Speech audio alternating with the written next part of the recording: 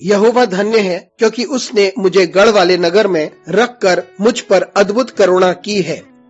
मंगलवार 7 दिसंबर 2021। आज के मनन के लिए मैंने आप ही के लिए चुना है लूका अध्याय 1 और उसका 29वां वाक्य। वह उस वचन से बहुत घबरा गई और सोचने लगी कि यह किस प्रकार का अभिवादन है। आपका दिन आशीषित हो। जब हम परमेश्वर के एहसान को अपनी जिंदगी में महसूस करते हैं तो हम अपने आप को बहुत छोटा महसूस करते हैं और हमारे समझ में भी नहीं आ पाता। आइए इस वाक्य पर मनन करते हैं।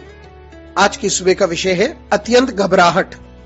इस अंश में हम देखते हैं कि जिब्राइल फरिश्ते को परमेश्वर ने मरियम के पास भेजा ताकि वह उसे मसीहा के जन्म के बारे में बताए, क्योंकि वह इस कार्य के लिए चुनी गई थी।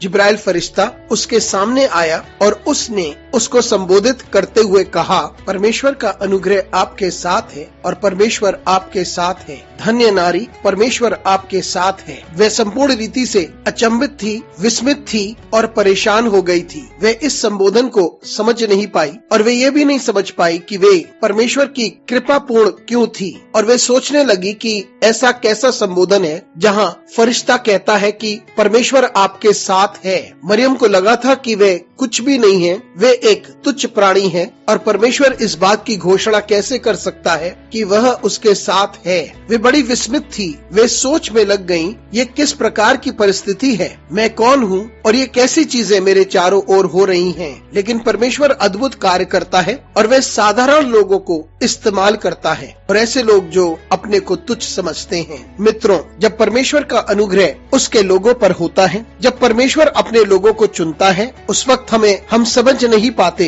कि ऐसा हम में क्या है कि परमेश्वर हमें चुनता है। और ये कौन सी बात है जो परमेश्वर हमसे कहता है कि वे हमारे साथ है। ये इसलिए नहीं कि हम क्या हैं, ना ही हम क्या कर सकते हैं, लेकिन ये इसलिए है क्योंकि परमेश्वर का अनुग्रह हम पर है और उससे ज्यादा कुछ नहीं। और परमेश्वर का अनुग्रह साधारण लोगों के ऊपर आता है ताकि वो एक ऐसा काम करे जो विशिष्ट हो, अति सुंदर हो, महानता के योग्य हो। और इसलिए हम देखते हैं कि मरियम अत्यंत भयभीत हुई। जब हम चुने जाते हैं कि हम परमेश्वर के लिए कुछ अद्भुत करें और परमेश्वर ने ये चुना है कि हम उसके हाथ में यंत्र बन जाएं, कि हम कुछ अद्भुत और अति सुंदर करें, तब हम अपने आप को संपूर्ण रीति से परमेश्वर के हाथ में अपने आप को सौंपे और हम ये कहें कि परमेश्वर मैं अयोग्य हूँ, लेकिन अपने आप को तेरे हाथों में सौंपता हूँ, क्योंकि परमेश्वर का अनुग्रह इतना अद्भुत है। तो आइए, जब परमेश्वर का अनुग्रह हमारे साथ है तो हम संपूर्ण रीति से अपने आप को समर्पित करें। परमेश्वर हमें एक महान रूप से इस्तेमाल करें